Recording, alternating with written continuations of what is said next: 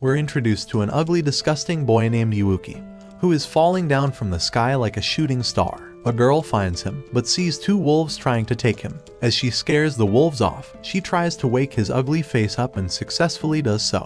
Earlier, an angel told him that he has lost his memories and that a girl would act as his guide, who is Kokoro. They begin camping in the woods for the night. Suddenly, the two wolves appear again, giving Kokoro a chance to guide Yuuki through the fight. However, his weak ass fails the fight, and Kokoro has to save his lame bum from the wolves. Meanwhile, an orange-haired girl is cleaning herself in a lake. She is enjoying herself when suddenly she hears the cries of a man asking for help. The girl runs to help them and finds that the man has a disease. The other man asks the girl to bring him his medicine from his bag. She returns with the medicine, but the two men appear to be thieves and steal her sword, and she tries to catch them. Kokoro and Yuuki go to the market, where Yuuki teaches him about this world and the different things in it. They meet a lady running a crepe shop. She calls both of them siblings, but Kokoro corrects her. Kokoro gives him some money to buy food, but Yuuki does not recognize the money and tries to eat it, which makes Kokoro worry. She tells him about the money and its importance. After eating ice cream, they decide to go shopping. However, they run out of money and do not find a good place to stay. They decide to stay in the woods for the night. Suddenly, the idiot of a Yuuki is once again attacked by the two wolves, but Kokoro saves him and apologizes to him for the trouble. Kokoro decides to start working to earn some money. They meet Karin, a member of the guild association, who tells them that forming a guild will provide them with a place to stay and agrees to offer her a part-time job.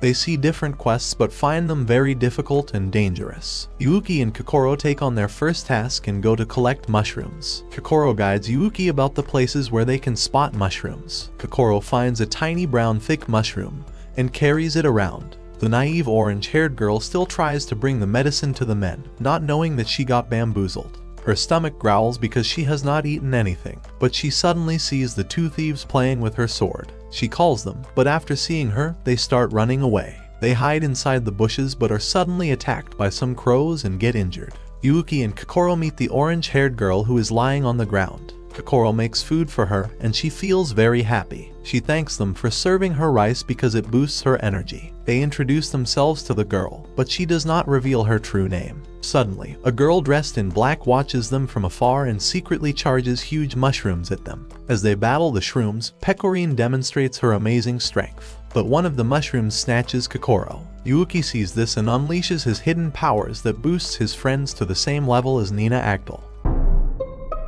After the fight, Yuuki and Kokoro collect the mushroom corpses for their quest. A small one tries to ambush the boy, but Pecorine catches it and instead of licking, bites it. However, she has a bad reaction to it and faints. In the meantime, there is a girl in a black dress named Carol who is moaning to some random cats about her inability to make friendships. Kokoro wakes up the next morning and finds Yuuki training hard as he wants to be a better warrior. While practicing, Yuuki hurts himself many times, which makes Kokoro worried. Yuuki joins her at the breakfast table after completing his practice. They get good compensation for the mushroom contest. Kokoro shares her worries for Pecorine, who is going to land us all. While eating breakfast, they meet a waiter who hears their conversation about earning money and advises them to start a guild. Kokoro finds it a good idea. The owner of the restaurant scolds the waiter for giving funny ideas to customers. Meanwhile, Pecorine wakes up, finding herself on a horse farm. She again starts her mission to find her father's sword but feels hungry. Suddenly, the two thieves, Ikachi and Charlie, hide somewhere to save themselves from the crows who attacked them in the woods. Ikachi advises Charlie that they should get rid of the sword because it proves to be unlucky, but Charlie is unwilling to throw the sword as they can both play with it at night.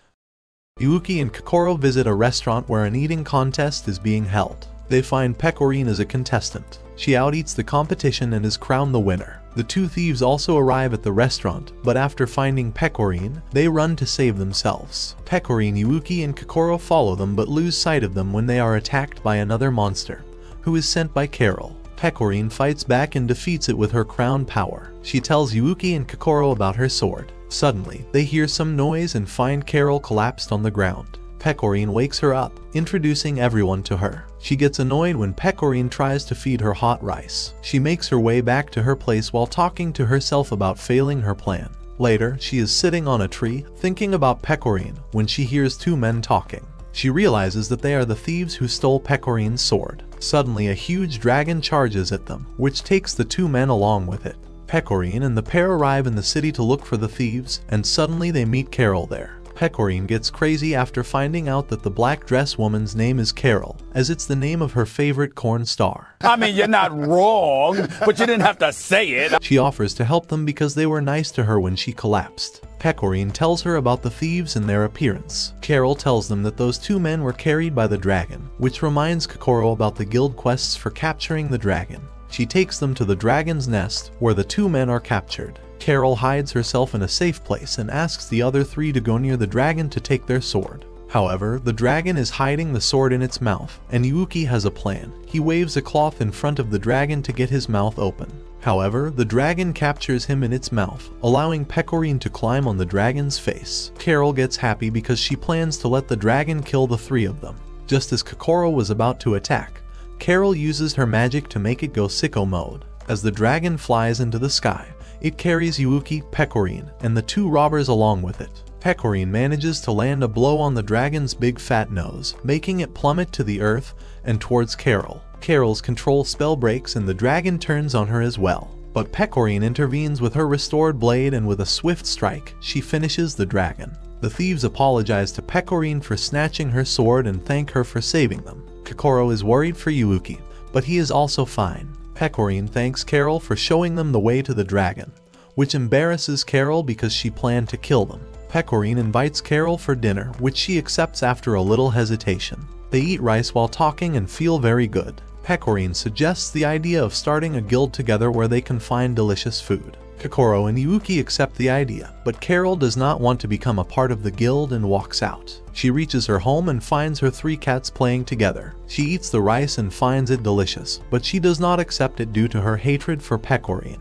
The following day, Carol is thinking about Pecorine's fighting skills and thinks that Pecorine might be cheating. She plans to stalk her in the hopes of finding her weakness. Meanwhile, Pecorine wakes up at a farm with a hungry stomach because she's clearly a pig that needs to be fed sausages. What do you mean by that?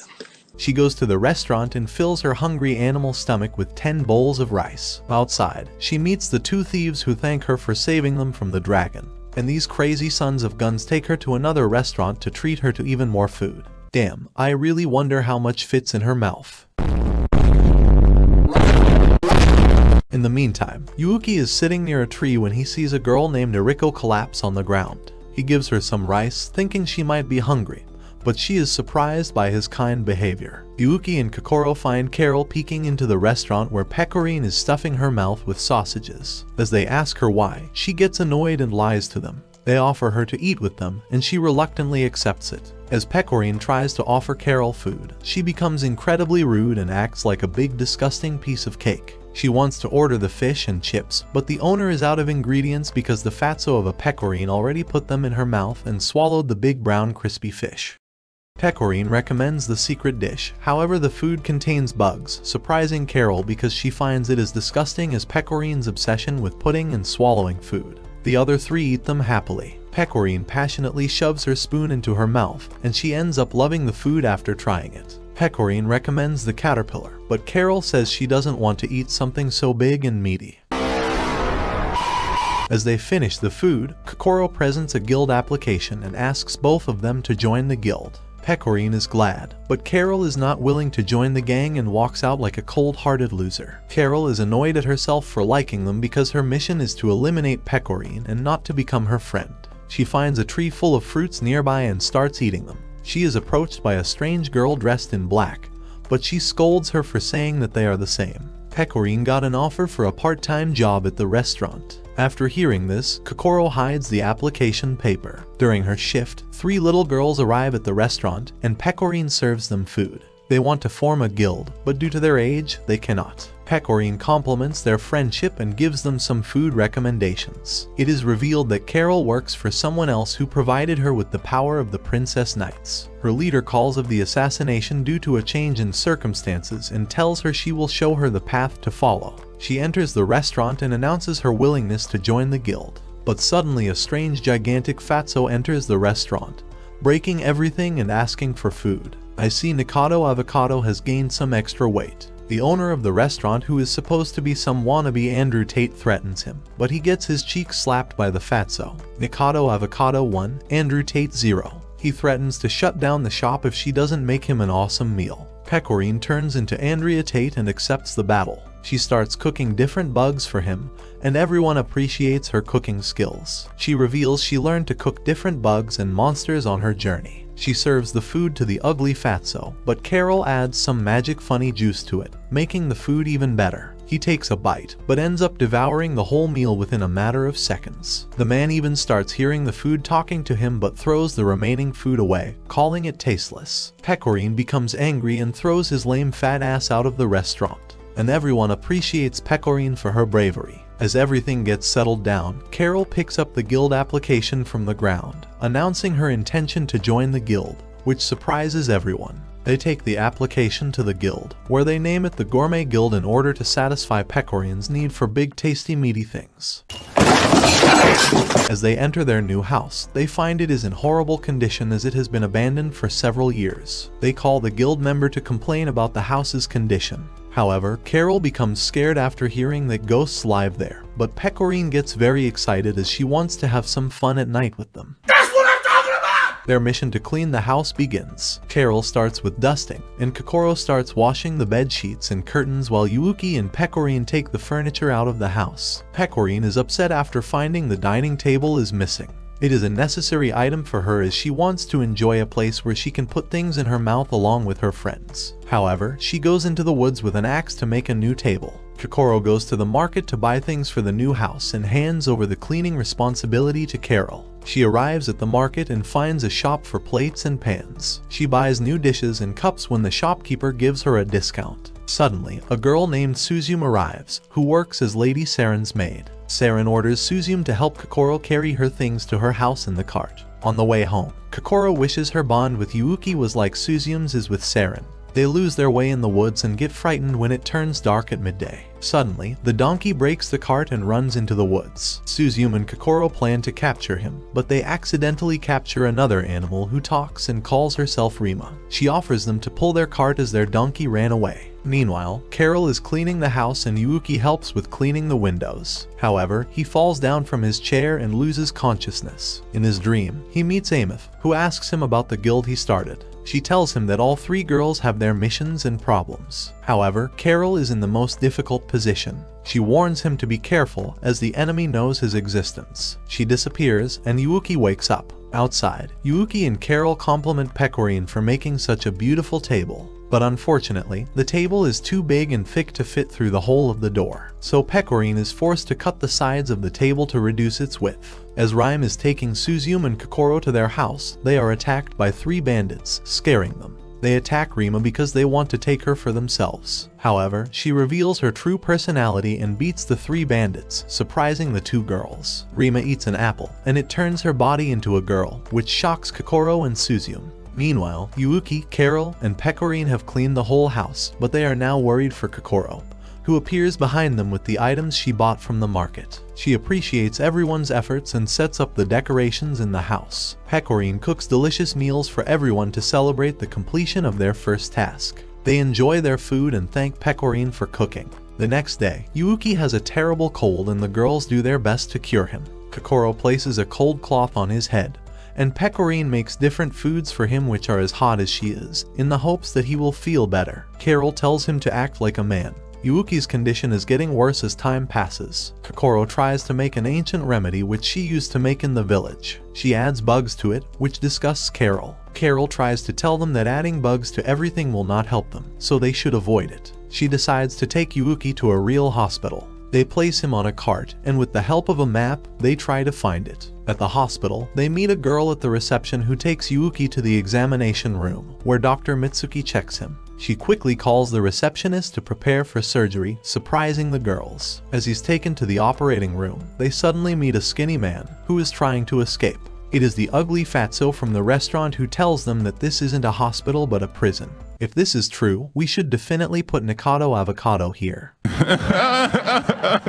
However, one of the demon girls comes back carrying the injured fatso, which scares the girls. The girl named Iriko is later approached by a fortune teller, who has a skeleton father who tells fortunes. She doesn't like this at first, but after hearing about soulmates, she realizes that the fortune teller is legit. On her way back to the hospital, Eriko beats many thieves and takes all of their money. It is revealed that she is looking for Yuuki because, when he offered her food, she fell in love with him. As luck would have it, she finds him in the hospital room, and her strange behavior horrifies Yuuki. She tries to feed him rice, to which she adds her secret slimy juicy fluids, if you know what I mean. Unaware of this, the girls wake up in the Gourmet Guild, thinking about Yuuki. They decide to visit the hospital after breakfast. However, they see a group of men protesting outside the hospital, and the doctor who was treating Yuuki is standing at the door listening to their demands. They are here for Eriko, who took all of their money, which they fairly stole from people. Eriko arrives at the gate and shows her magical powers, revealing her as the Destroyer. The three beat everyone and kick some buns. Everyone cries for help and begs for treatment. After witnessing this, Kokoro, Carol, and Pecorine plan to rescue Yuuki from the devilish hospital. As Mitsuki is treating the new patients, the three girls secretly enter the hospital. They find Eriko inside Yuuki's room, presenting him with a cursed engagement ring. Just as she is about to give him the ring, the room fills with pink smoke. As Eriko leaves the room to check the smoke, the girls take Yuuki with them, but they are about to be caught by Mitsuki and Eriko. Carol makes a 600 IQ move and acts as a patient to divert Mitsuki and Erika's attention toward her. Meanwhile, Pecorine throws Yuuki out the window and Mitsuki tries to treat Carol with her new drug, called Help. Kokoro and Pecorine take Yuuki to another hospital, where they find out that he has a normal cold and will get better with some rest. In the morning, Carol finally comes back home, and Pecorine prepares breakfast for everyone. At the table, Pecorine formally announces their very first guild quest. The farmers from Targum village need some extra hands for harvesting spices. Carol refuses, saying that she doesn't want to see Pecorine eat and swallow red spicy things. I tell you what though, folks, that's bloody nice. However, Pecorine uses her puppy eyes,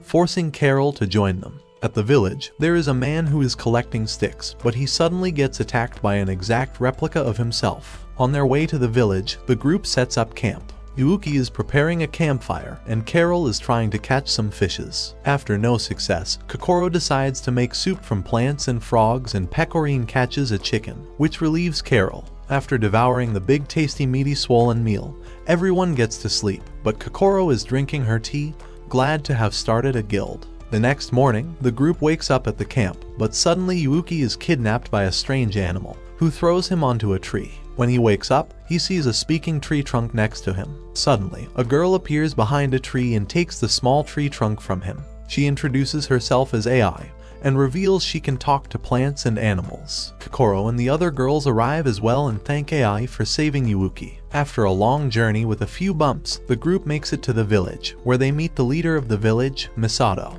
As excited as they are about the upcoming harvest, the group isn't the only guild to help out with this harvest. It is revealed to be Rima's guild, and they are on their way to the village. Unfortunately, they see their doppelgangers standing in front of them, and they both launch the same attack on each other. Meanwhile, the group is exploring the village, and they love it except for Carol, who is clearly a city. Suddenly, they see a sleeping girl floating in the air, and then falling to the ground. She introduces herself as Hatsune, and is excited to meet them. Just as Rima's group is dealing with the shadows, a third party intervenes. From the dust, a woman appears that claims to be simply looking for some fun. She orders Rima to stand up and fight her. Back to the village, Hatsune reveals that she has a sister in Rima's guild who is suffering from a disease. She is excited, as she will finally meet her after many years. She is very weak, but Hatsune is excited to give her the new book she bought for her. In the aftermath of Christina's attack, Shiori has been separated from the other members of her guild. Unable to pick herself back up, her doppelganger approaches her and disappears. We're then taken to Hatsune, who somehow meets Shiori and gives her the book she loves. It contains information about different animals and plants. However, she suddenly falls sick. Just as she apologizes to Hatsune, she wakes up and finds out that it was a dream, and that she is captured by her doppelganger. The following day, the group gathers with the other adventurers, ready to start picking spices. Misato and Hatsune check up on them, but Hatsune accidentally reveals that she has superpowers, surprising Carol and the other members. Misato asks everyone to keep it a secret. Suddenly, they hear some screaming. They find Rima and her group. They reveal how they were attacked by things that look just like them and that Shiori is still missing. Hatsune gets worried for her sister. She overhears the other people talking about mysterious shadows who attack humans in the forest. Hatsune uses her superpowers to look into Rima's mind. Meanwhile, Christina is sitting in the forest and is busy killing the shadows with her power. She wonders what the shadows are trying to do in this world. Hatsune is determined to head into the forest and find her sister. Misato tries to stop her, but Rima decides to join her in finding Shiori, as she is a member of her group. Yuuki and his group also decide to join them in their search for Shiori, but Carol is unwilling to join them. On the way to the woods, Kokoro asks Rima about her health, which has gotten better due to her healing magic. As they enter the forest, they feel some kind of weird energy. Hatsune flies to look into the forest from above, but she is attacked by someone and falls to the ground. After getting up, she sees Shiori, whose body changes color. She tries to attack Hatsune, but she counters her attack. As she disappears, the group arrives and asks Hatsune about what just happened. Meanwhile, Carol thinks about how her master must be behind all of this. She knows that if they aren't stopped, the whole village will be destroyed. All of a sudden, the shadows attack the farm under command of Shiori. Pecorine quickly jumps to the villagers' defense. The group sees this and gets confronted by Christina. They get into a fierce battle in which Christina destroys the group one by one. Yuuki gets knocked unconscious and returns to the astral plane. She tells him about Christina, whom she has met many times. She gives him his knightly powers back, in the hopes that he can launch an attack against Christina to help his friends. She reminds him of the days when they used to adventure together. Meanwhile, Rima is about to lose the fight with Christina when Yuuki wakes up and is ready to fight again. For the first time, he uses his godly powers, surprising everyone. Rima also turns into a girl and launches an attack on Christina. Everyone attacks Christina but fails to defeat her because she has eaten and swallowed too much white cream, making her too powerful. Yuuki launches a strike as well, but she kicks him in his stomach, injuring him. She makes her way to the forest while saying that they should return to the village. Meanwhile, Pecorine is still fighting with the shadows in the village. Carol finally uses her magic and destroys the shadows. While Shiori is distracted, Hatsune charges towards her and enters her consciousness. In her mind, Hatsune saves her sister from drowning, but Shiori isn't willing to go. Hatsune convinces her eventually, but a shadow appears in front of them. The two sisters work together and launch a powerful arrow at the creature, which weakens it. Carol chants a spell and sucks the shadow into a big black hole while Pecorine delivers a final blow, destroying it for once and for all. Everyone rushes towards Shiori, who has turned back to normal. The following day, the group is eating rice when Kokoro describes the troubles farmers face here because of animals that eat their crops. Pecorine decides that their new quest is to help the farmers get rid of the animals, for which they will be rewarded with rice. Kokoro and Yuuki show their scarecrows, which they named Lady Amethy. Carol accepts the quest, but she is not happy as she wants a real reward. Carol remembers her last conversation with her leader, who wants her to observe Yuuki along with Pecorine. They visit the guild, where they find a quest to help the three girls who were too young to form an official guild. They need a master to teach them the basics of a guild. However, Karin informs them that this quest is not officially approved, so they cannot take it yet. They meet the three little girls outside the guild, where Misagi is crying and the other two are trying to calm her down. They reassure them that they are serious and not acting like other kids. Yuuki is happy to help and agrees to be their master. At night, Carol tries to pick a quest for the girls, but she does not find anything suitable for them. Meanwhile, Yuuki is preparing treasures that they will use in their quest. Pecorine, Carol, and Kokoro introduce the quest to the girls, in which they will have to find a treasure hidden by them in the woods. With a map and some camping gear, the girls set off with Yuuki. Pecorine is sure that they will not forget the route and will reach the treasure easily. However, Yuuki is bad at reading maps, and they soon wander off the route and enter dangerous territory. They are suddenly attacked by small spiders. At first, they panic, but then they fight back and defeat them. Kokoro and the girls secretly try to show Yuuki the right path, but this idiot sandwich still leads them the wrong way. Pecorine tries to steer them back with a monster costume she made, but they attack Pecorine and throw her off the hill. Carol and Kokoro continue to follow them, but the kids are confronted by a fox. Yuuki tries to save them, but Carol uses her magic to cook him up. I guess we all know which part of his body will be devoured first. They get tired and decide to take some rest and eat their lunch. On the other hand, Carol and Kokoro get tired after defeating many monsters in the background. Pecorine suddenly arrives with the bad news that the girls are moving towards a monster bird's nest, which is extremely dangerous. Suddenly they see a monster bird flying in the sky, with Yuuki in its mouth. The little girls try to rescue him, but they are attacked by the bird and get defeated as well. The monster bird takes the unconscious girls into its nest. Finally, Carol and Kokoro arrive and try to help, but they are tired from all the work they have already done. Pecorine is unable to fight back because she cannot get out of her suit. Carol uses her magic, but gets exhausted after using it, unable to keep fighting. The monster bird approaches Pecorine and hits her. She finally gets out the costume and finds the girl's lunch, and by eating it, she powers up. She strikes the bird and saves everyone. As the girls finally wake up, they see the now cooked up bird. The group compliments them on completing their first quest and gives them a huge egg as treasure. However, it hatches and hugs them. At the market, there is a long line of people with lottery tickets in their hands. Kokoro is also waiting in line with 4 cards, and as luck would have it, on the 4th try she wins a prize. When Carol returns home, she finds out about Kokoro winning the lottery. Pecorine announces that they are going to the beach to celebrate and spend their vacation there. The night before leaving for the beach, Kokoro seeks Yuuki's approval of her swimsuit, as she has never worn one before. Yuuki approves, and Kokoro shows him an instruction book for swimming and shares a swimming guide with him. They practice on the bed and the floor, excited for their new adventure. The next day they arrive at the beach, and everyone is very excited. Pecorine asks Carol to go swimming, but she is scared because she doesn't know how. Pecorine decides to push her floaty, making her scared. Kokoro asks her why she's so energetic today, and it turns out that she gains her strength and energy from the armor she always wears, but using it makes her hungry. Carol is surprised that she revealed her secret, but Pecorine embarrasses her by saying that she considers them her friends. Suddenly, they bump into Suzume. Suzume explains that she and Saren have set up a snack hut on the beach, and she invites them all to come and eat. Despite not wearing her armor, Pecorine orders all the food on the menu because she wants to hit a new PR for filling her mouth with even more sausages and white cream.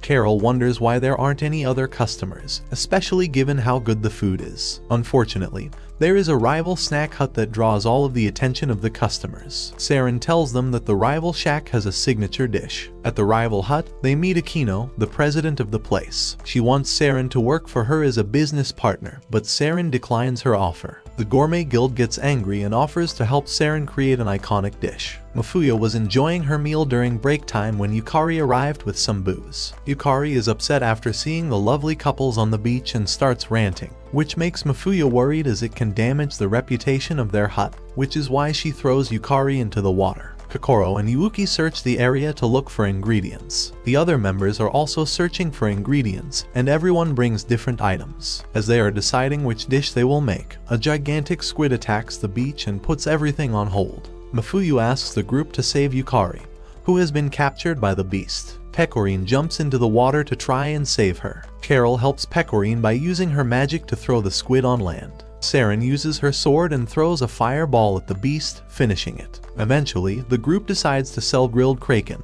which helps Saren gather customers. Saren meets Akina and appreciates her for offering partnership when her hut was in bad condition. Pecorine and Carol thank Kokoro for taking them to the beach, where they enjoyed themselves and learned about many new dishes. Carol uses a spell on the other 3, through which they can enjoy peaceful swimming in the depths of the ocean. In the morning, Yuuki is training outside the house, Kokoro is doing the chores, and Pecorine is making breakfast. During breakfast, they discuss their vacation and the fun they have had. Later, Yuuki and Kokoro head to their favorite restaurant. However, they arrive to find the owner frantically making pudding, as if he has been possessed. Just then, a fortune teller named Shinobu arrives and apologizes for causing trouble. It turns out the owner of the restaurant is possessed by a ghost named Miyako, who is angry at him for putting bugs in her pudding. To get back at him, she forces him to make her white cream.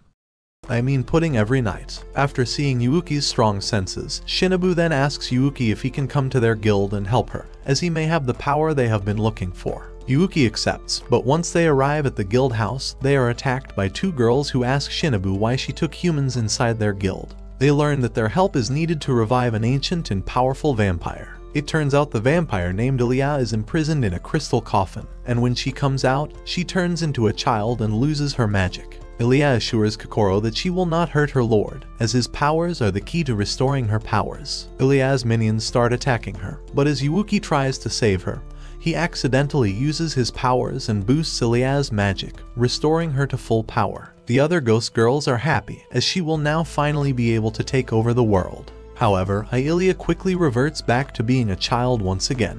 They are about to leave when Miyako tells them that they spilled her pudding, and if she does not get more, she will turn them into pudding and eat them. They take Miyako to their home along with Shinobu, scaring Carol, but Kokoro explains everything. Now, their task is to make pudding for her. Pecorine is wandering in the market when she hears that the police has closed the theater. She meets Akachi and Charlie with the restaurant owner. They tell her about how the boss was possessed by a ghost. All of a sudden, Charlie's mother slaps him. She has a shop in the market and Pecorine helps her with selling fruits, because after all, she already has 2 melons on her.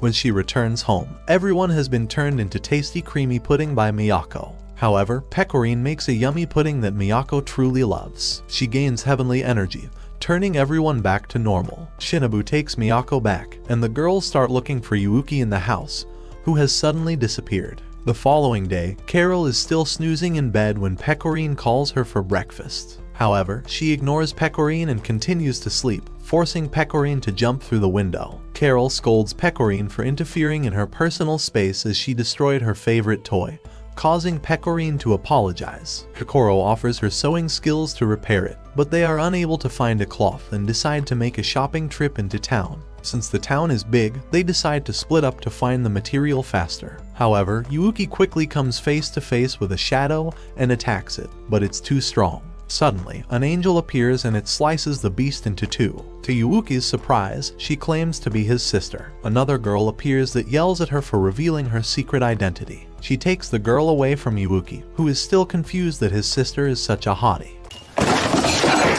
After cleaning her room, Carol heads to her queen to discuss the latest events. She finds beautiful flowers on the way, thinking they will impress her queen. She arrives at her destination, but sees that Her Majesty is giving orders to the shadows, which turn everything into death. Kokoro, Yuuki, and Pecorine reunite, but nobody has found any material yet. Kokoro wants them to search one more time, but she and Yuuki end up devouring some thick, tasty, meaty, creamy hottie dogs because they are hungry. Kokoro leaves to find some water when suddenly, Rino appears behind a tree and confronts her about her relationship with her brother. Shizuru appears and apologizes to Kokoro, introducing themselves as Yuuki's sisters. Just as they are talking, Yuuki mysteriously disappears. They split up and begin searching for him. Kokoro informs Pecorine about the situation, but they hear about the disappearance of a boy from the town. They think he might be Yuuki and go into an old building, but the boy turns out to be Charlie. Pecorine and Kokoro save him from the maniacs that want to kill him. Meanwhile, Shizuru and Rino fight with the shadows and defeat many of them, but they do not find any clues about Yuuki. Pecorine arrives and she suggests the idea of reporting his disappearance. They visit the guild, but find Yuuki there with a silkworm, which was part of his quest. The girls are proud of him for completing a quest all alone. As Carol returns home, she thinks about the shadows. After spending time with her guild, she no longer wants to continue her mission. Everyone returns home and presents Carol with her repaired doll. During breakfast, the group sits down to a tasty breakfast of fried eggs. As usual, Carol is upset that their delicious-looking breakfast does not include some hard brown bread for some reason. She reveals that a powerful monster has settled down on the road, disrupting the flow of numerous goods, including bread. She shows them a very hard and dangerous quest to get rid of the monster, which they reluctantly accept. It turns out they did not have much to worry about as they catch it with a tripwire, and then Pecorine hits it with a one-hit slash. In the meantime, a shadow appears in the town and kills some farmers. The group visits the guild to complete some paperwork. Yuuki tries to fill out the form, but he forgets the details in the middle, so the girls complete it. Pecorine meets Akachi and Charlie outside the guild, who thank her for finishing the ugly, disgusting, fat, dirty monster quest. They stop by a crepe shop to eat some dessert. However, Shizuru and Rino are shocked after seeing Yuuki and the girls there. The owner arrives and serves the dessert to them for free. That night, Yuuki has a dream in which he sees everyone he knows lying dead on the ground. His guardian angel enters his dream and tells him that what he just saw may just be a memory or a vision of the future. Yuuki is traumatized after hearing this and decides to increase his training. Because of this, Pecorine begins to teach him how to use a sword. During lunch, Pecorine hears people talking about the king's family and the princess, which upsets her. Carol is feeding some stray cats when Akachi and Charlie appear, who suggest to eat lunch together with Carol. Suddenly, a gigantic shadow appears behind them, who causes a lot of trouble in the city. The shadow tries to eat a vendor, but Pecorine comes to the rescue and frees the man. She starts to fight with the beast, but Carol is reluctant to help her. The shadow charges at her, but Pecorine saves Carol from certain death. However, the monster grows stronger and fiercely attacks Pecorine. She takes on many hard blows before offering to sacrifice herself. She survives, but is severely injured. Kokoro uses healing magic, which triggers Yuuki's memories.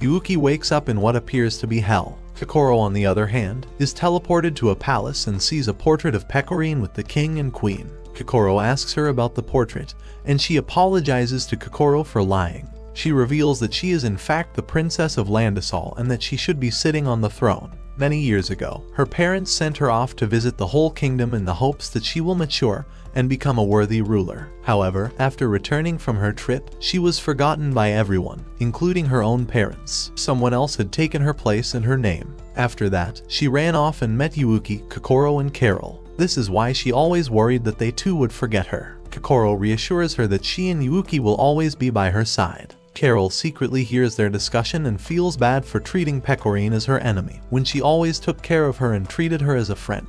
Meanwhile, Labarista assures Yuuki that she is not his enemy but his ally. She tells him about Amith, who is trying to help him by slowly restoring his memories. It is revealed that he was defeated alongside his friends by the fake princess, but somehow returned to the past with his memories wiped. She decides to take Pecorine's side to go against Her Majesty. She attacks the shadow monster on her own, struggling with her role in Pecorine's situation. However, Pecorine enters the battle while Kokoro watches. Meanwhile, the labyrinth's leader sends Yuuki to the combat to help his friends. After Pecorine and Carol attack the masked shadow, Kokoro gives Yuuki a stat boost, and he epically defeats the monster with his sword. The group is then teleported back to the restaurant, much to everyone's happiness. The following day, Carol is sleeping while Kokoro greets Yuuki, who is busy chopping wood. Meanwhile, Pecorine is standing on a tall building and is staring at a palace. Breakfast is soon served and they devour a tasty meal of eggs. Pecorine teases Carol for leaving her vegetables again and comments that it's not good to be a picky eater, which starts a fight between the two ladies. Kokoro spreads out an old-looking map in front of them, saying that Karin from the Guild Association gave her this map, which leads to a legendary seasoning. Kokoro urges the group to accept this quest. However, Carol feels that the quest seems useless. Pecorine, on the other hand, is very excited because she is always excited about tasting new meaty things and would love to try some legendary meat. They all remind Carol of the Gourmet Guild's main purpose, which is to find all the delicious things in the world. The group sets out for the quest, first by walking, climbing great hills, and then getting yaks for a ride. During their journey, they encounter the pair of crazy wolves from earlier. The idiot of a Yuuki gets closer to them and begins to pet them. However, one of them violently bites his hand and takes him away again. The group is having the time of their life while searching through the coral forest. They set out camp, but Carol begins to suddenly cry as she is terribly hungry and craves for a warm bed. Pecorine offers to cook a delicious fish for her, but Carol says that she is sick and tired of eating fish all day and craves some thick red juicy creamy meat. Pecorine tries to find some meat in the forest when suddenly, Yuuki is caught by those crazy wolves again.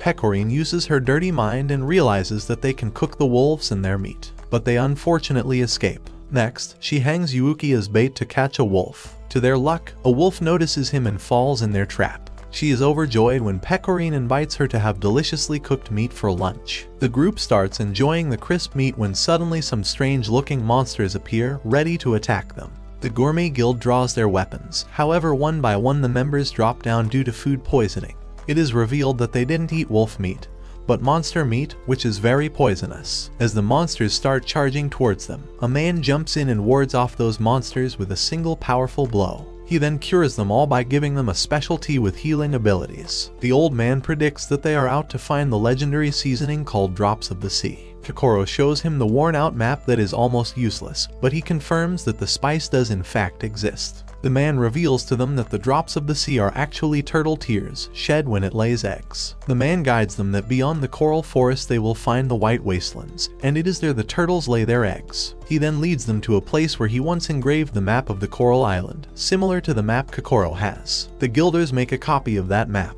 when suddenly purple gases begin to emit out, taking the form of three ghost-like creatures. Kokoro and Pecorine realize that they have been tricked by the old man because the ghosts take the form of his three dead guild companions. Carol comes into action by saying that ghosts cannot be warded off by physical attacks, forcing her to use magic instead. However, Kokoro uses her magic to turn their souls back to normal. As they raise to the sky, the old man joins them as well, saying that their long journey will now finally come to an end. But Pecorine holds his hand and offers him to join their party as a ghost. The old man promises to always shed light on the path. They board a leaf-like airplane and take off, facing many hurdles and obstacles on their way. On reaching their destination, they find a gigantic turtle but are surprised that it is not laying eggs. They are disappointed. However, Yuuki points out that it's a male. The party soon returns home after an exhausting journey and has a simple meal of vegetable rice, to Carol's annoyance. Later, Pecorine and Kokoro start doing the laundry while Yuuki has gone to meet a client. Meanwhile, Carol is kneeling down in front of Her Majesty and is reporting on Yuuki and Pecorine. The lady asks her whether she forgot something to report. Carol realizes that her mentor is referring to the battle in which she betrayed her mentor and fought alongside her friends. Carol begs for forgiveness as she fears that she will be punished severely for treason. But Her Majesty forgives her, revealing that she and Carol are the only relatives in this world of lies. Meanwhile, Yuuki finds the client's place and heads inside, only to be attacked. Pecorine and Kokoro find Mama Yasuko and her sons Charlie and Hicheki, who thank the girls for protecting their town earlier. While walking, Kokoro reminds Pecorine that she still hasn't told Yuuki and Carol that she is the real princess of Landisol. Pecorine says that she will tell them when the time is right. The girls visit the clothing shop, where they find Yuuki in a pink dress. The shop lady has hilariously turned Yuuki into a female model and is trying all her dresses on him. The lady thanks the group for giving her such awesome materials to use during their next concert. Her friends also come along and then introduce themselves as members of the Idol Guild, a group that sings, dances, and fights. Eventually, Carol arrives as well, only to find the group in colorful costumes. The Carmina group grabs Carol and ties her up with a measuring tape to find out her sizes and dress her up like a mannequin.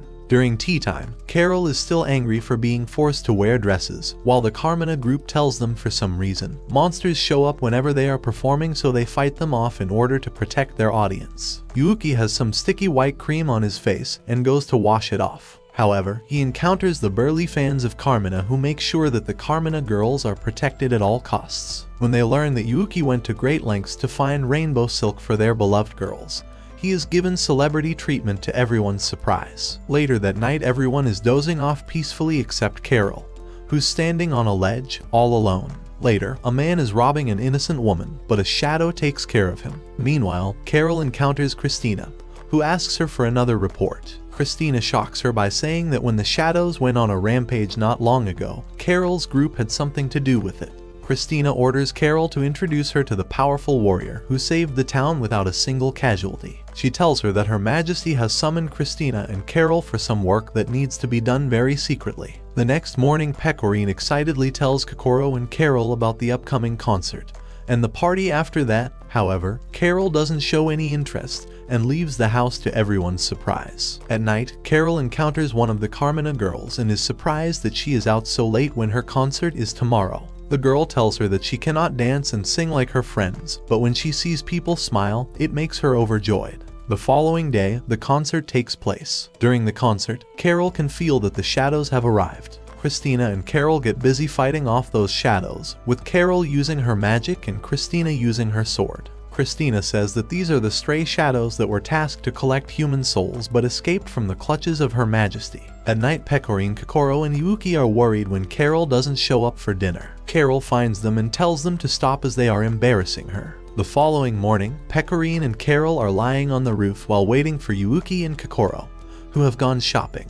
At the market, Yuuki is grabbed by the strange girl with the speaking log from before. Ai says that she has been enrolled at St. Teresa's Academy for Girls. Kokoro comments that it is one of the top schools in the whole country, but Ai throws herself at Yuuki and begs him to save her. She tells them that she hasn't been able to properly introduce herself at school. Recently, one of the upperclassmen has summoned her and she is afraid that the latter will tell her that a country girl like Ai has no place at such a prestigious school. Ai brings them to the enormous library of her school and shows them around when Yuuki spots a bunch of books cluttered on the ground. He picks up a book and finds a face staring at him. The girl introduces herself as Uni. Uni tells them that she was searching for a book last night when a stack of them fell over her, trapping her. Yuuki gives her something to eat and mentions that she notes everything down in a diary. AI mentions that Uni is also doing a thesis, and when asked about the topic, Uni says that she forgot it. They are joined by an annoying bee named Chiru, and a second-year girl named Chloe. Together they are trying to get a scholarship because, as expected, the school is only for high-class rich girls. AI continues by saying that many students pass through the forest. However, something strange is going on in the forest and they want to solve it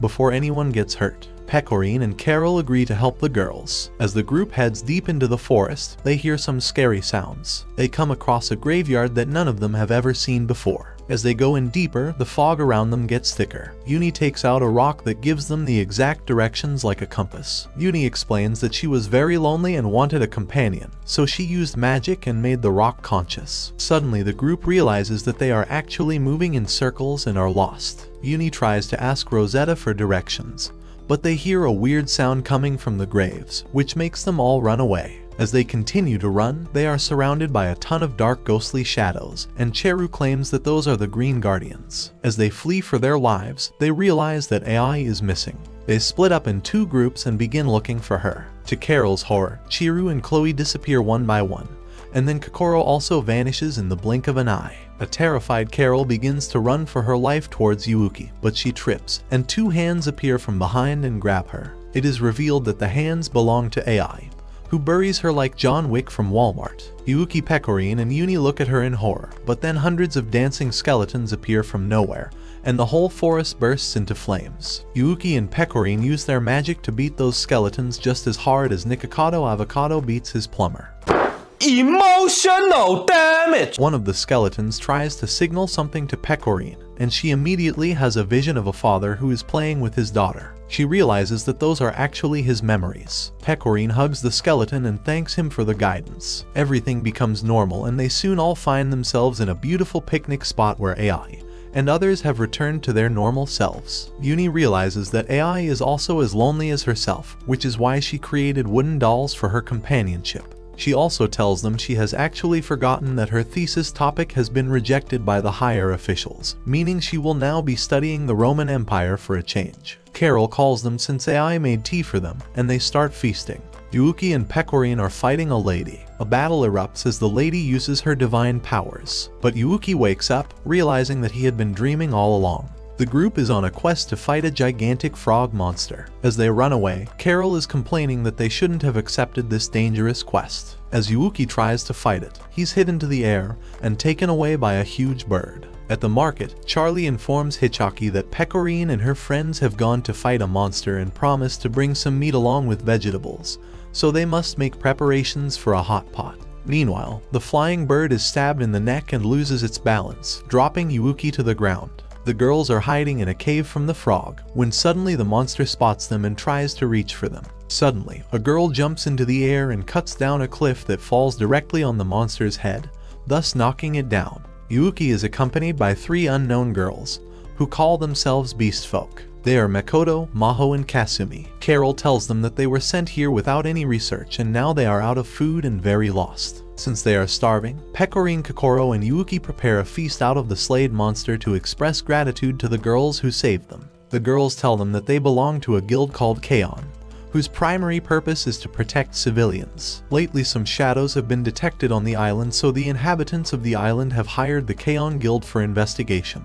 But up until now, they haven't found anything worthwhile. As a token of gratitude, Pecorine offers their help. Kasumi spreads out a map and points at the spots where the shadows were spotted. Makoto suggests they split into teams for better investigation. Makoto mentions that she didn't know a monster tasted so good, and Pecorine tells her that the world is full of delicious foods and it's the job of the Gourmet Guild to find them and use their meat well, if you know what I mean. Suddenly, Yuuki is attacked by a group of shadows. Kokoro comes to his rescue and uses her magic skills. Kasumi takes out her magical vial to trap the shadow, but he punches her, which sends her flying away. Yuuki uses his magic and shares his powers with Kasumi. She uses her newfound power to blow the shadow into pieces. Suddenly, they find a shadow that looks exactly like Kasumi and capture it. They put the shadow in a cage and call it Kiri. She isn't reacting to any of them, but when Yuuki tries to communicate with her, she actually responds. Kasumi notices that Kiri developed some kind of consciousness after meeting Yuuki, which is very unlikely since shadows don't have a soul. Yuuki emits his power of light again, and as a result, Kiri shows unusual affection for Kasumi. Meanwhile, the other girls find a horde of shadows heading in the same direction.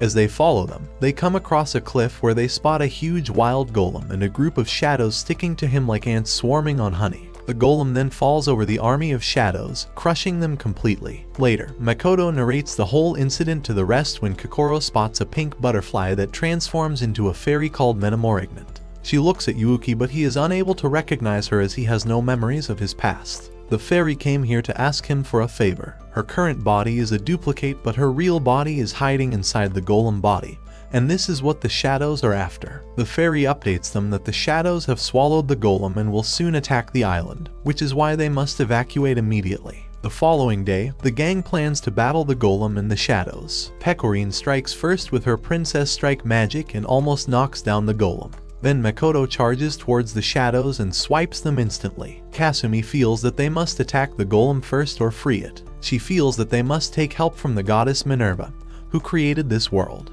Despite their efforts, the golem is simply too powerful. Yuuki shares his magic light with the others, and together they take some very powerful strikes at the golem. Both climb up to the golem's body, but the golem manages to throw them away. Kokoro uses her wind spirits to bring Mahu and Makoto safely to the ground. The group then enters the body of the golem where someone is imprisoned in a glass cubicle. Makoto tries pulling the girl to safety, but the golem ejects both Mahu and Makoto out of its body. However, Pecorine strikes back with a very powerful princess strike and manages to explode the golem's body. However, a damaged golem stands up. We're then taken to the palace, where Her Majesty welcomes Pecorine and calls her Princess Justiana of Landisol. She knows Pecorine's true identity and asks her how long it has been since she fled from her castle. Meanwhile, at the prison, Kiri is happily singing, when suddenly shadows break into the prison. Kasumu and Yuuki arrive just in time and slice the shadows into pieces. As he grabs Kiri's hand, a bright light appears. Yuuki is then brought to Amos, who tells him that the shadows are basically viruses who don't belong in this world. She then tells him that someone is using the shadows to their own benefit, and tells him to be careful. As the loser wakes up again, he finds a number of shadows heading towards him. Meanwhile, Carol processes everything that happened and realizes that Her Majesty is behind Pecorine's disappearance. All of a sudden, the horde of shadows changes direction, and Kasumi claims that they are attracted to Kiri. This is because Kiri has developed a consciousness, which is why they are drawn to her. As Kiri starts to play, she is ambushed by a stray shadow, which Yuuki slaughters as hard as Nikocado Avocado slaughters his toilet. You're a victim!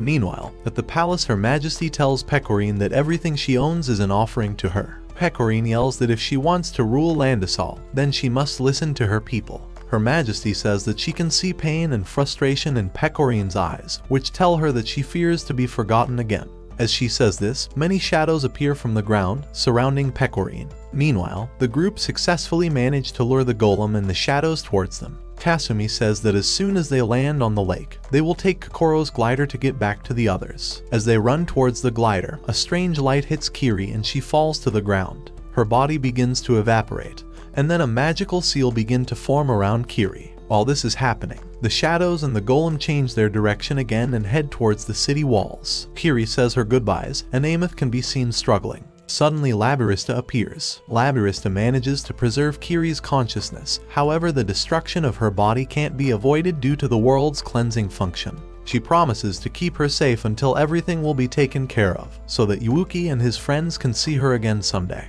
Labyrinth sadly says that since shadows are bugs, even if one gets a living body, it still won't have a soul. But if a shadow develops a consciousness, then it basically becomes another human. Back on the ground, the trio is very sad about Kiri's death. They hop on Kokoro's glider in hopes of making it to the city in time. Seeing Yuuki's selflessness, Amos deeply regrets dragging Yuuki to this world and hopes he will restore the broken bonds of this world. A flashback is shown in which Yuuki gets deeply wounded while protecting Pecorine. Labyrinth gave him a choice: either return to that hopeless battle and protect the bonds he has now, or go back in time and start a new life. As long as he stays the same person, his relationships will have a chance to start all over again. Yuuki signaled for the second, turning time backwards instead of forwards, and he was then dropped on Earth, just like in the beginning of the story. Carol is bravely fighting off the shadows with her magical staff, and Yuuki joins her. At the Landisol Palace, Pecorine effortlessly fights off the shadows. She then confronts Mana for stealing everything from her, but proposes to have a meal together, hoping to finally understand each other better. However, Mana refuses and says that everything now belongs to her. She then teleports her back to the battleground, where her friends are facing the shadows and the golem. The golem then summons all the shadows towards itself and turns into a mega golem. Yuuki forms a magical seal around Pecorine, leading to a godly powerful princess strike. Even Carol yells that Pecorine must win and come back to them. Pecorine uses all her white cream powers and manages to epically finish off the golem. As the group looks for Pecorine amongst the ruins, she shows herself, leading to an emotional reunion between the two. The following morning, Yuuki is secretly being observed by a strange lady. Yuuki spots a wanted poster in which a mysterious knight is wanted. Carol says that even she has heard about the knight, while Pecorine is worried that if such a person is roaming around, then no one will be able to eat in peace. She orders that they must accept the quest tomorrow. Suddenly, Charlie and Hitchaki inform them that a bridge has collapsed to their surprise. Meanwhile, Monica is painfully restacking the bridge along with her friends. However, she is not satisfied because she needs to make more money by taking up quests. Earlier, Monica and her team managed to knock down a giant goat-like monster, which are very rare. But the dumb blondie came along with explosives to celebrate, which caused the whole bridge to collapse in a flash. Not only that, the whole rebuilding has put them in severe debt. Therefore, she announces that whether they are tired or nearly dying, they must finish some quests tomorrow. Meanwhile, Yuuki finds a man who is looking for a red-haired girl who is missing. His assistant tells him that a strange kind of potion is being passed around in the town. Taking that potion makes one feel overjoyed and see things that aren't there, such as the rock being natty.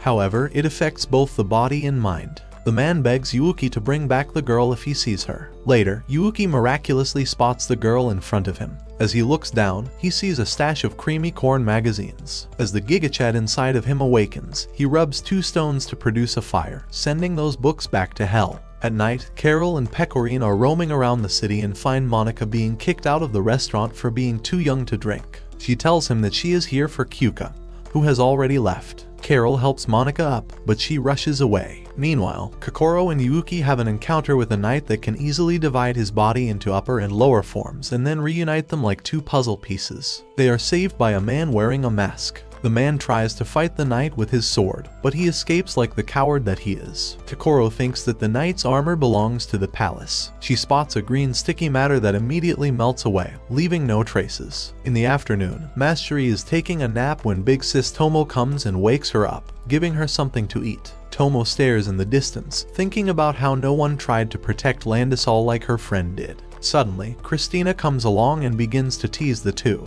After spreading some weird theories, she leaves. Meanwhile, Monica scolds her teammates for not being serious enough about earning money. Some thugs appear and they are looking for Monica and her gang because they didn't show up to repair the bridge. They discuss the things they'll do to her once they find that girl. Monica is frightened after hearing this, so the girls give her Jolly Chimp from Toy Story, hoping that she'll get even more nightmares from it. Monica smashes it into pieces as it gave her enough nightmares as a child. However, it turns out that this might actually be a crossover since Jolly reattaches its own head. A crowd gathers around Monica, wanting to buy Jolly very desperately to get their revenge for all of the nightmares he gave to them. Her Hustler's University brain activates and she comes up with a business idea that even Andrew Tate could not have come up with. She plans to turn toys alive and sell them at a high price, so she basically wants to dropship them. The girls begin to dig like gold diggers and a lava of green sticky substance comes out of the ground, shooting everyone into the air. Meanwhile, Kokoro sports the masked swordsman who saved their lives. He is wounded, so she tries to heal him.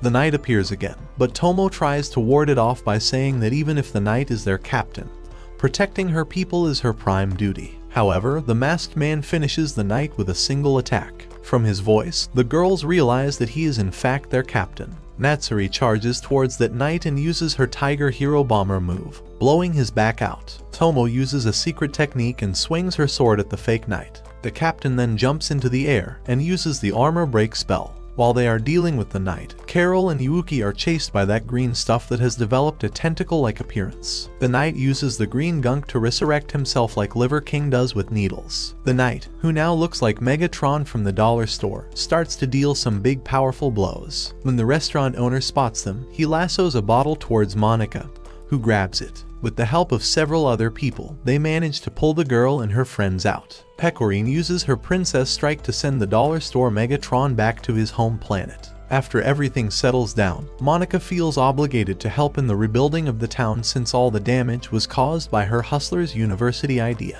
Monica reports to her commander how unfairly she is treated because of her short size, which hinders her investigation.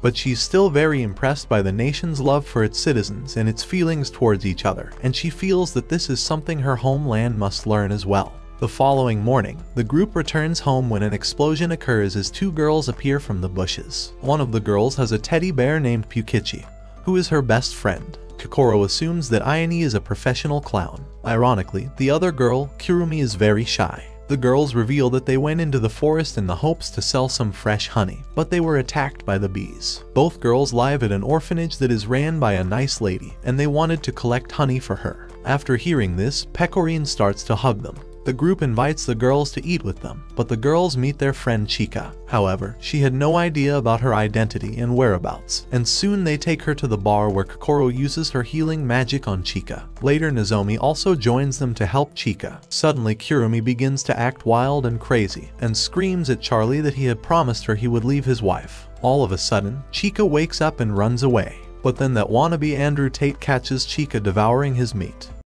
He tries to stop her, but she continues to chew on his meat. When things calm down, An gets closer to Chika and calls her Pukichi to everyone's surprise, and Chika recognizes her immediately. But then Chika snaps out of it and is thoroughly humiliated about her previous actions. Chika reveals that the whole thing is called memory manipulation, and currently Kurumi is also under the influence. She explains that this is done by Foggy, the spirit of memories, who implants false memories into a person's brain for harm.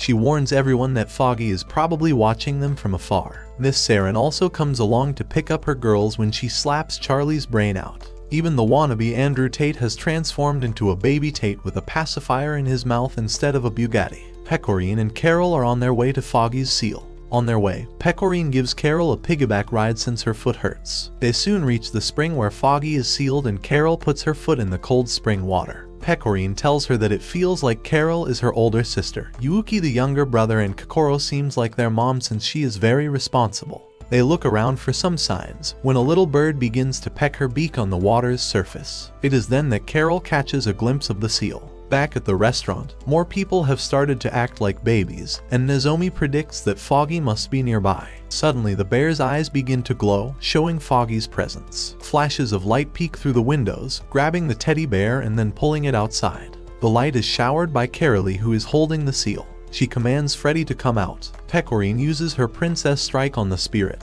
but physical attacks don't affect Foggy. As Freddy attacks Pecorine, Yuuki comes in the middle and everything goes blank. The boy finds himself in an empty space, and someone calls out his name. He then finds himself in an unknown town. He sees his previous friends and tears begin to roll on his face. He returns to the present and shares his powers with the others, who attack Foggy and his clones together. Chika and Nozomi join them as well, and they singingly defeat the monster. Later, during a small lemonade party, Chika reveals that Foggy has been successfully sealed, but Kokoro notices a change in Yuuki as he stares in the sky at a strange symbol. Kokoro is writing a bunch of letters. When she goes out to post them in the town post office, a bunch of Logan Pauls, robbers, steal all the gold and money and even empty the letter box and flee. Two other girls become furious because their letters of recommendation are in that sack. Kokoro joins the girls, and together they chase after those thieves. They tell her that they are currently studying at a school that is about to be closed down because of everyone's horrible grades. For this reason, they wrote some letters of recommendation without their teacher's knowledge to apply to some other schools. They manage to track down the thieves. In an attempt to distract them, one of the girls walks up to the men and begins to pole dance ridiculously. The thieves think that she is messed up in the head, so they tie her up and imprison her. Meanwhile, Carol spots Mana and secretly follows her. She watches Mana taking a blood bath, but she spots her. Mana tells Carol to be careful and not eavesdrop like that again. In the meantime, Yuuki is sitting on a ledge and is thinking about his past life and friends. Labyrinth joins him and he tells her he remembers he used to have adventures with his friends but how he couldn't protect them. His speech has matured a lot ever since that memory incident. Labyrinth tells him that he should be thankful that he's alive and has companions now as well. Pecorine sees a hallucination of herself that tells her that if she reveals her true identity to her friends, she will be forgotten again and will have no friends. The crazy captured girl is crying because her grown-up charm is not that effective. Kokoro and the other girl throw a smoke bomb on the thieves and break in. They untie the little girl, grab their letters, and try to make their escape. When the thugs leave, they run into the woods. One of the girls tells Kokoro that their teacher must be worried about them. She reveals that everyone gave up on them, and only Ms. Lowe still had faith in them. The thieves find them, but as they're running away, the older girl uses her magic to draw a crossbow and attacks the thieves. As it looks like they're defeated, the thieves charge at them. However, Tomo appears out of nowhere and saves them. A patrol of knights appear, with Ms. Lowe leading them. Ms. Lowe tells the girls that a post office worker saw them fooling around with the muggers. She assures them that she will always be there to tutor them. Meanwhile, Yuuki and the girls are harvesting rice. All of a sudden, Kokoro arrives with a horde of people, whom they all helped at some point. Since it takes a long time to harvest rice, Kokoro posted a bunch of letters, inviting them all to help. They all have a fun time working and even have a wonderful meal together. Pecorine notices that her past fears are slowly fading away. Tears of joy start to fall and she promises to reveal her true identity to Yuuki and Carol. The following morning, Pecorine tries to tell the truth to Carol, but is unable to do so. Carol leaves, saying that she'll be back by the afternoon. She arrives at the Landisol Palace to visit Mana, where she catches her in an alarming state, laying in bed and shaking. When Mana wakes up, she finds Carol sleeping beside her bed. The girl immediately wakes up and apologizes for disturbing her. Mana finds a shocking resemblance between Pecorine and Carol, but she brushes it off. We're then taken to the knight from before, who walks in a tunnel when magical seals appear out of nowhere. As he reaches the end, he finds a girl who is frozen inside of a tree. The knight strikes at the tunnel opening, where Mana appears. She summons an army of shadows, and the knight wonders who the hell she actually is. Meanwhile, the group is invited to a festival by Charlie and his hairy friend. It is specially planned by Mama Yasuko and her sons. Shizuru appears behind them and drags her younger brother towards her stall. Yuuki's other sister, Rino, is there as well. Labyrinth appears as well, and they give their brother a delicious cone of ice cream. While he's devouring his treat, Labyrinth is happy to know that he has formed a special bond with his new friends, who care for him as if he were their child. Meanwhile, Mana is walking down the palace hallway when suddenly red metallic beams begin to appear everywhere, and it is revealed that those were sent by Labyrinth. Meanwhile, at the festival, Kokoro takes Yuuki with her to give Carol and Pecorine some privacy. Pecorine tries her level best, but she's not able to come clean to Carol. Labyrinth tells her that it's time for payback. She draws out a huge sword to attack Mana. She boxes Mana in with a bunch of rods and floods the whole box. I see that Labyrinth has been playing a little too much Fortnite lately. Mana manages to free herself with her magical powers. To Labyrinth's surprise, Mana summons Metamorgant in an attempt to tease her. Mana then creates thousands of daggers to attack Labyrinth, but she creates a massive brick labyrinth and passes through them safely without even getting a cut. Labyrinth then directs the daggers in a circle and destroys them. Mana uses Metamorgant's powers and creates a moon and sends it towards Labyrinth. Not wanting to get crushed, she uses her powers to create Mars and the two heavenly bodies collide. After abusing Metamorgant's powers, Mana herself has exhausted her magic, leaving her with no more powers to use. Labyrinth showers a rain of arrows on the shadows, thus finishing them off. She reminds Mana of the time when she gathered all of them and tried to kill them. Something unexpected happened that time and she fell asleep unexpectedly. After that encounter, something took away all her powers, and now she is using the powers of the shadows as a temporary source of power. In the meantime, Pecorine tries to enter Carol's room to try and come clean. However, she gets teleported, and it is seen that Labyrinth gets stabbed by none other than Carol. As she falls down, she wishes that Yuuki and his friends will remain the same as before. Pecorine is worried, since Carol has somehow disappeared without leaving a single trace behind. Yuuki calls the two, and they find Miyaka and another girl who escaped from the shadows. They reveal that Carol is working for the evil Mana, and she has actually captured Ilya and the others. The girl mentions that the queen is after the souls of Miyaka and Ilya because Miyaka is a ghost while Ilya is the ruler of the night. The whole town is in chaos as Labyristas rods emerge out of the ground, creating a dome around the city. The queen emerges in a hologram, telling them that they will soon become their sacrifices. Carol appears as well, and she summons an army of shadows with her magic. Pecorine and Kokoro cannot believe their eyes, and the group start to run towards the city. They start to fight back against the shadows, even though they don't have the slightest idea of what is going on.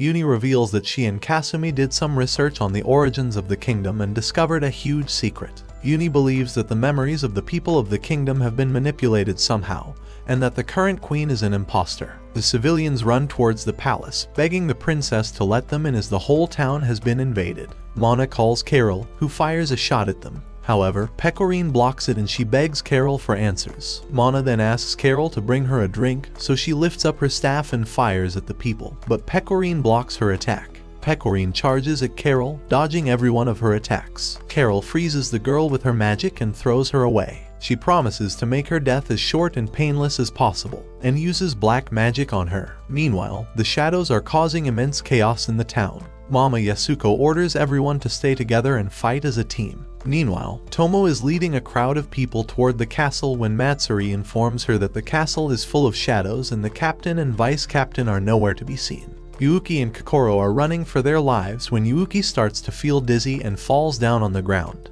Kokoro along with Mama Yasuko and her sons ward off the shadows that are heading towards them. As Carol begins to sob, it turns out that Pecorine is still alive and well. She pins Carol down, urging her to reveal her true feelings about the Gourmet Guild. She reminds her of the time when they laughed and played together. Carol remains unfazed and electrocutes Pecorine. As the girl lies down hopelessly, Uni uses her magic to broadcast an important message to all the citizens. She reveals that the queen sitting on the throne is fake and is not the real Princess Justiana. Mana orders Carol to kill everyone in sight. Carol blindly follows the queen's order when suddenly she stops, telling Mana that she cannot take it any longer. Mana draws her strings and controls Carol like a puppet, making her attack the people of Landisol against her will. The poor girl begs Mana to stop, and she asks someone to finish her for good. Uni uses her stone to capture the ongoing scene live, and broadcast it live for everyone to see. Pecorine takes a deep breath and declares that she is the true Princess Justiana, and will reclaim the kingdom from Mana. The people of Landisol jump in happiness. Mana pulls Carol towards herself and threatens to break her like a doll. Pecorine moves forward and wards off all the shadows in her way. Seeing Pecorine's bravery, Mana puts forward the perfect opponent, Captain Nightmare. Meanwhile, the girls from the doctor's clinic encounter Christina, who is guarding the souls of 2 of the 7 crowns. The girls warn her that she doesn't know what will happen if the creature containing the souls is awakened. Eriko charges at her with full power, while another throws poisonous perfume at her. The short one uses her Nanaka Blast in order to knock down Christina, but she remains unaffected. In the meantime, the group is being chased by the shadows and a huge ugly monster when suddenly Kokoro loses consciousness and finds herself in Ameth's arms, who is very happy to finally see her. She tells her that Yuuki is very weak since the powers of the Prince's Knight are very unstable. For that, she gives Kokoro a key to control his recklessness, since his body cannot take on too much stress if he goes on to protect Pecorine or Carol. As Kokoro wakes up, she sees that Yuuki is climbing up the rubble whilst carrying Hatsune on his back. That fat ugly monster is lurking behind them and is about to devour the two. However, the 3 ladies shoot a firework in the air, which makes a bird fall on the fat monster. Meanwhile, the captain, who has also been transformed into a puppet, injures Pecorine and throws her onto the ground. But she refuses to flee as she is determined to save Carol one way or another. Mana is enjoying the show. She uses her magic power to make gigantic chains come out of the ground and attach to an orb that is flying in the sky. Meanwhile, the battle between Chris and the girls goes on. Chris throws some crimson rocks at them to try and distract them. Even when a pillar drops on her head, she effortlessly slices it in pieces. She is about to stab her sword in Eriko's eyes when someone grabs her sword with chains. She then makes a power attack on Chris that leaves her bewildered. The blue-haired girl casts a legendary spell that breaks off all the stone pillars that are on the roof. The samurai girl then charges at her and overpowers Chris, shooting her back through many walls. However, she uses the power of Avalon to seriously hurt 2 of the girls. As Chris is giving a boring speech, Eriko appears out of nowhere. Pecorine continues to fight against the Knight Captain with all her might. She uses her Princess Strike against the Knight's shield, causing a nuclear-size explosion. Pecorine manages to land on top and pins the captain, who comes to her senses when Pecorine praises her strength and skills. Mana is greatly annoyed because of this and takes matters into her own hands. To everyone's surprise, the Captain Knight offers her loyalty to the real Princess Justiana, and both ladies charge toward the fake queen with a massive attack. As the captain frees the way, Pecorine charges at Mana and with all her strength, finishes her off in a matter of seconds. Carol is released from the witch's grip and falls into Pecorine's arms. To their great shock, the queen they killed was just a shadow of the real Mana. The real Mana emerges in front of them, with all her greatness and power. When the captain tries to protect them, Mana defeats her without even looking.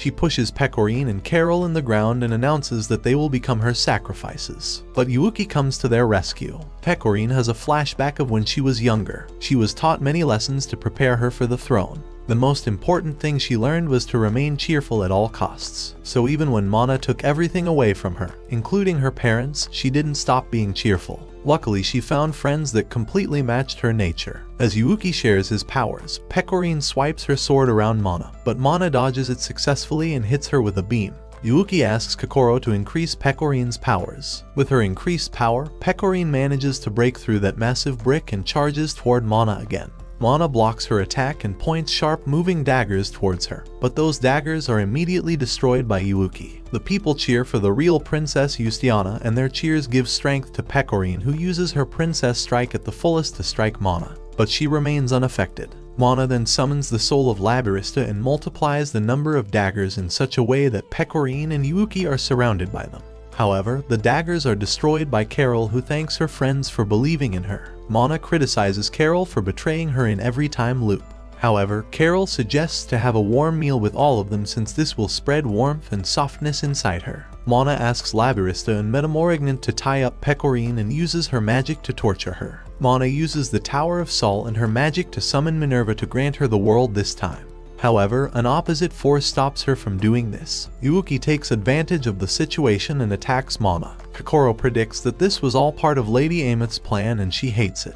Yuuki turns a lever, and Labyrinthia and Metamorphignant come back to their senses and attack back at Mana. Labyrinthia warns Mana that she has reached her limits of magic and further use can be fatal to her. However, she doesn't give up and decides to surpass her limits in order to reach her goal. Mana lets herself be swallowed by the shadows, and Labyrinthia says that she will fail. Everyone wants Mana to die except Carol, who cries for her majesty. Pecorine grabs her hand and decides to save Mana. The other guilds join them as well. Surprisingly, Chris comes to life and throws her massive power at the Sea of Shadows to try and save Mana. The Gourmet Guilders dive into the Sea of Shadows to save Mana. However, poor Yuuki cannot take much pressure and gets severely injured. Meanwhile, Carol has reached the depth of the shadows and finds Mana. Labyrinthia and Lady Ameth give Yuuki an option to go back in time again, but that will erase his memories and can break his relationships. Carol holds Mana's hand and tells her that she won't let her give up on this world. However, she is tired of this endless loop and wants to just disappear in a time loop. Carol is also on the verge of going in, but her friends urge her to return. Yuuki chooses to strengthen his bonds instead of going back in time as he doesn't want to lose his friends again. Amidst all the destruction, the Gourmet Guild comes out along with Mana, and the whole army of shadows disappears. The whole town celebrates in joy and Pecorine has an emotional reunion with her parents. Mana gets captured, and Labyrinthia tells her that people can still move forward, even if they make choices that they regret. Carol prepares dinner, and although she is skeptical, Yuuki and Kokoro compliment her dish. As they are starting to miss Pecorine, the girl appears out of thin air. She tells them that she isn't ready to rule a kingdom yet, and therefore wants to rejoin the Gourmet Guild again. Watch this next video, and I'll see you next time.